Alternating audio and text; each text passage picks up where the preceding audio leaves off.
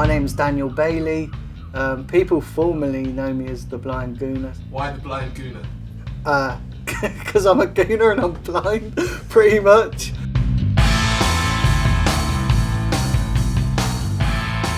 I'm actually registered totally blind, but I do have light perception, so I can see when it's night and day, and I can see colours up close. I'm from Birmingham originally, but I've lived in Exeter since I was 5. I've just got to get my cane. Sure. It's hanging up. I'll put your one on the top, Dan. So I went to the West of England School, which is a blind and partially sighted college.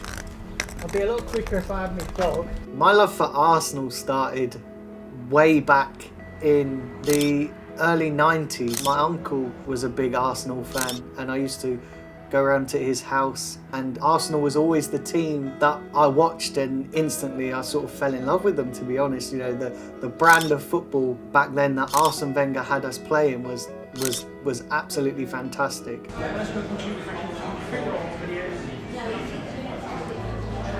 Oh no. What's that? Oh, there we go. My wedding ring fell off. Oh. You have to go home? Yeah. My missus, honestly, my missus would kill me. My favourite player was Thierry Henry. Thierry Henry was just, people always say Dennis Bergkamp is the best player to ever play for Arsenal, but Thierry Henry was the greatest player to ever play for Arsenal. So my journey to the Emirates, usually I get the train from Exeter. It takes about 2 hours, 2 hours 15 minutes. Then I'll get the tube from Paddington across to Arsenal, and then I'll go into the Emirates. The furthest I've been to watch Arsenal play, I've not done a European game yet. I've only been in this country. So the furthest I've been is probably up Newcastle.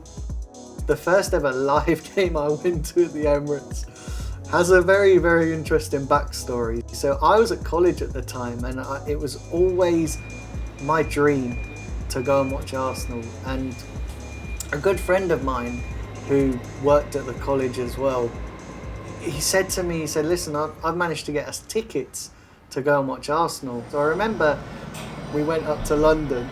You guys will know that going to London for the first time is daunting, and it's easily to get lost in London if you don't know where you're going. So that's essentially what happened to us. We got lost. We ended up getting there 20 minutes before the game ended. So if you don't mind me asking, are you fully, is it partially or fully blind? I'm totally blind. Totally blind. Yeah. The other Arsenal fans, it's a mixture. It's a mixture. So some people are absolutely fine that I have a disability. They it doesn't really sort of faze them or bother them. How long have you been a season ticket holder for? So I've been on the waiting list for about 12 years, and I got it in 2017, and I've not missed a game since. That's serious. Some people, they often come out with stupid things, do you know what I mean? Like, there was this group of people behind me, and I remember them saying to each other, they were going, oh, well, why is he here at the game? Because he can't see it, and it's a waste of a ticket. And I remember just thinking, how naive and stupid must you be to come up with, to be thinking like that? But usually most of them are very, very understanding and very accepting. Listen, all the best, mate. Cheers. Have a lovely night, mate. Have a lovely night. Cheers. Where are we? Arsenal. The facilities at Arsenal for disabled people are fantastic. You're right. Hello. Hi, Daniel. How are you? Yeah, not too bad. I can't fault the facilities, For myself, who's a guide dog user, they have a guide dog pen at the side of the stadium. There's a good disability team. The disability lounge at Arsenal's fantastic. From going to other Premier League grounds and other facilities for disabled people, honestly, the ones at Arsenal are the best. As I walked into the stadium for the first time, it was absolutely amazing, because I'd never been to a Premier League ground. To walk into the stadium with 60,000 people and to be around so many Arsenal fans, it was amazing. And the atmosphere, it's very difficult to describe, but I just got the bug from then. So when I go to a game, they have audio commentaries. Arsenal's commentary is brilliant. So I sit in the lower tier of the North Bank, which is where I find that it's got the best atmosphere. And I sit right at the back, so I've got space for my guide dog as well. It's a nice place. I enjoy where I sit.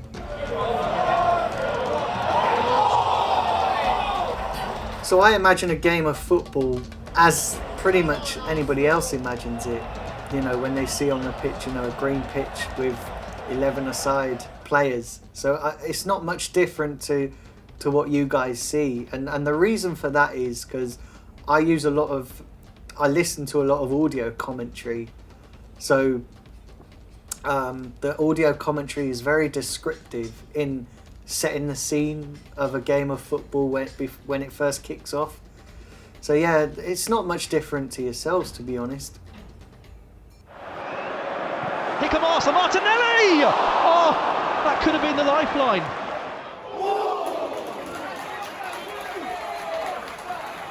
How important is football in my life? Football's massive.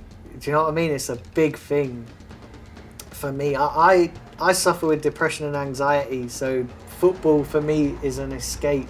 It's a chance just to put everything else aside and just go and enjoy the atmosphere, the emotions of winning and losing, meeting up with friends and just enjoying the general buzz.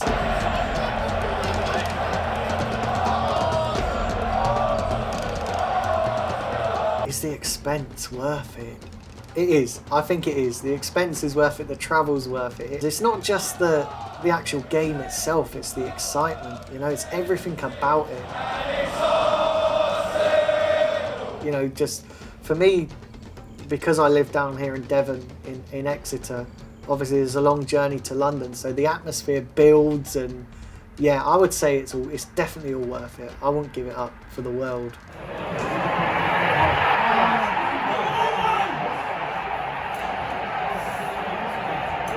What I would say to people, somebody like myself who has a disability, don't treat us any different. That's all any of us ask as blind or any disabilities. We only want to be treated the same as anybody else. I